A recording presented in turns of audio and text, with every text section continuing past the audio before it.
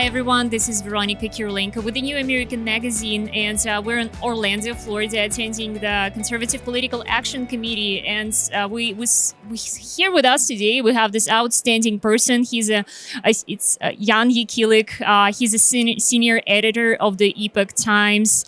Hands down, one of the most trustworthy news source out there.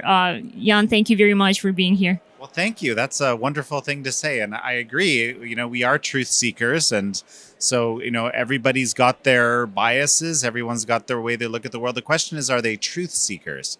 Right. And I try to make my diet of media a diet of various types of truth seekers from different perspectives. Yeah. Please tell us, how did the Epoch Times start? Oh, wow. Well, it actually started with truth seeking as well. So, you remember what happened in 1989 in Tiananmen Square in Beijing in China, right? A lot of people don't know. Basically, there was a student movement. The People's Liberation Army decided to pacify, as they called it, the movement, machine gunned a bunch of students. Perhaps 5,000 people were murdered in cold blood. Those students, some of them that actually made it through the student movement, that weren't killed, that weren't persecuted, actually made it out of China later. And one of them was a guy named John Tong, and he made it to Georgia Tech. He got a scholarship there. He was a brilliant physicist. And so now 1999 rolls around, right? And so the Chinese Communist Party, it turns on a different group called the Falun Gong. Is this kind of a spiritual movement in China, very big, 100 million people doing it. And based on truth, compassion, tolerance. Remember, this truth piece is quite important here, right? But in a nutshell, the regime decides this is bigger than the Communist Party. It doesn't matter that it's grassroots, or maybe because it's grassroots, it's not leadership structure, this kind of stuff. We're going to wipe it out. We're going to eradicate it in the words of the dictator. Now, so what happens is the regime launches this massive hate propaganda campaign. Not just in China, but overseas as well. John's in the US, and he's seeing this. He's losing touch with his friends. Remember, this is like 1 in 13 Chinese, basically, were doing this, right? People are disappearing. People are being arrested. People are being killed by torture. Meanwhile, media in America are just taking the Chinese Communist Party talking points as if it were fact, right? People didn't realize. Maybe they didn't want to realize. Who knows? John has a small group of friends, very smart people. They decide to start a website. This website tells the truth about what's happening in China at this time. And this website just explodes, because that's the thing about truth, right? It kind of like, people want to find it. It doesn't matter how much you try to hide it, it kind of finds a way to get out, right? And this is the way it started getting out. So we were founded by Chinese Americans to tell the truth about terrible things happening in China initially. And as it grew, which was fast, they realized, oh my goodness, like this is something that's needed beyond China. It's needed on all sorts of issues. And, and essentially our English edition, we're actually in 22 languages around the world right now. English edition is the biggest edition. There's also the Chinese edition still out there, still kind of like a Radio Free Europe or something into China. It's broadcast, it goes in through, basically internet firewall busting software. Because, there's this huge censorship software that blocks China off. So the China side, it's doing it. Millions and millions of Chinese from inside read it all the time. But the English edition, that's what you want to know about.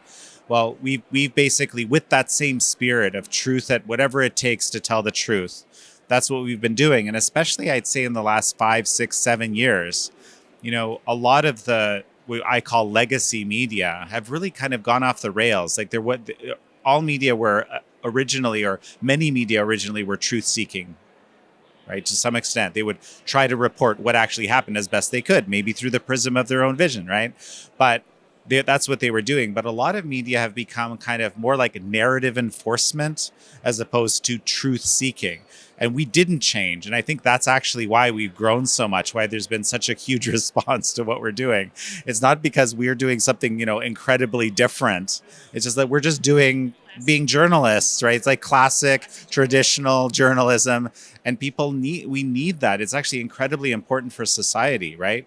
Like one of the things I've been thinking about this lately, especially with this war in Ukraine. I know one of your staff members here is from Ukraine. I can see you're Ukrainian as well. Well, I can just imagine what you must be thinking right now, right? I can't imagine entirely what you're thinking right now. You have to do this job. You're seeing your country being taken apart. You're seeing your fellow countrymen picking up arms and going to war, at the drop of a hat. It's incredible. So, but what got us to this point, right? And how much we're in this situation right now. I'm looking at all the media, right, that's coming up. I find myself asking, how much of this is true? Is this real, right? Because we kept being fed for at least the last 5 years, all sorts of crazy false narratives, right? So we're in this situation where I certainly believe there's a war happening in Ukraine, right? And it needs a response, right? But because of the way many of our large media have been peddling all sorts of falsehoods and narratives, it's like we were still in this haze of disinformation. We don't know what to believe. And that's a terrible tragedy to me, especially in this case.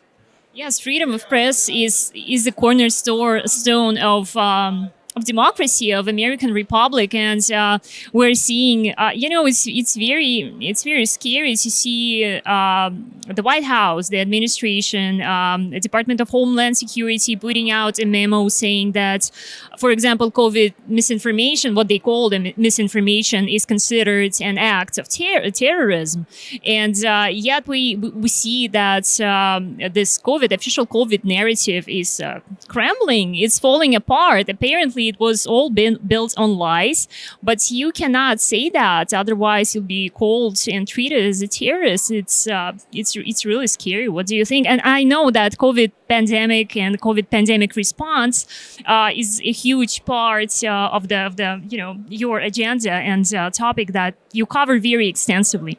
Well, this is the case in point in what we're talking about, right? Because we were told we have to believe things a certain way, and those things kept changing, right? And even for someone like myself, who I have a background in biology, I studied evolutionary biology for many years, right? It was very hard to figure out at the front end what was going on. For example, right? We knew within a few months that the official narrative around the COVID origins was false. Even we had like Nature magazine. This is like the pinnacle. If you want to be published in any magazine as a biologist, Nature is the magazine, right? There's articles in Nature saying that a lab origin or a lab leak, impossible. It's insane to believe that. It's like, no, there's no, like any scientist should be able to look and say, no, that is just patently false. It's not that it is for sure. That's a different question. The question is, it's very reasonable as a hypothesis given the facts that are available. You see what I'm saying? So this is, but you couldn't believe it. So I was actually kind of fixated on this. We had a whole documentary that got like 100 million views or something just about this, just saying, hey, this is like, come on guys, this is possible. It's very possible given all these realities, which today we know. But back then it was conspiracy theory. Oh my God, you're crazy, tinfoil hat, right? And this is the problem when you keep replaying that kind of a dynamic. And that's happened that's happened with COVID policy. It's happened in so many areas, right? And so again, this is what I'm talking about, like this fog of information. You're trying to feel out what's actually going on. It's very difficult, especially when things just start up. Like right now, we have war in Ukraine. It's just been a few days. What's really happening out there? Is there weaponized information? Hell yeah. There's a ton of propaganda, weaponized information. To dig through that and figure out what's going on, it takes a little time. Everyone's got their hot takes. Everyone's got their ideas.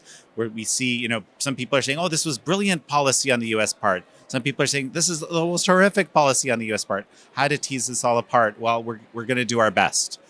But on day 3, it's really difficult because of this. And when we know that so many of our media are not committed to just trying to get at the truth, but to something else.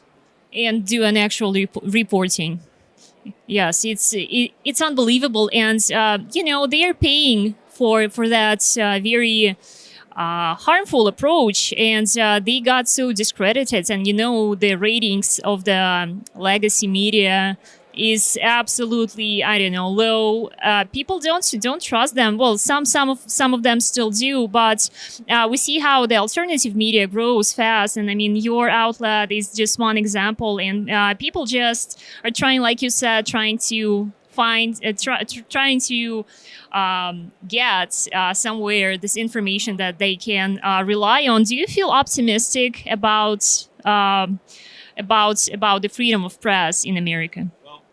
Here's the thing, right? I sincerely hope that all these situations, like for example, here's a great opportunity, right? This war on Ukraine in Ukraine. Why don't we go back to genuinely true? So let's figure out what really is happening. Let's try to report that as best we can. Maybe because of the backlash a lot of the mainstream media have felt, and I know they felt, like you said, subscription numbers are down, ratings, especially among broadcast media, extremely low. Because people want to know the truth. They want to know that you're at least trying, right? Maybe this is I would say, there you go. This is a challenge. Legacy media. Why not? Give it a shot, right? Maybe this is your opportunity to kind of earn back some trust. I don't know if that's going to happen. My point is, myself, I haven't gotten my head around this at this point at all. I don't really know what's going on. I want it, and I'm working on it, though. Yeah. My point is that people are seeing through these lies and through this fog, like you put it. People are seeing, people are waking up. I mean, I think it's a very good sign. I completely agree with that. And I mean, our growth is a testament to that. Absolutely. And because people, like I said, it's like the truth has a way of getting out, and there's some significant number of people are always going to want it. Well, it was Jan Jekielek of the Epoch Times. Sir, thank you very much for your time and for your outstanding job.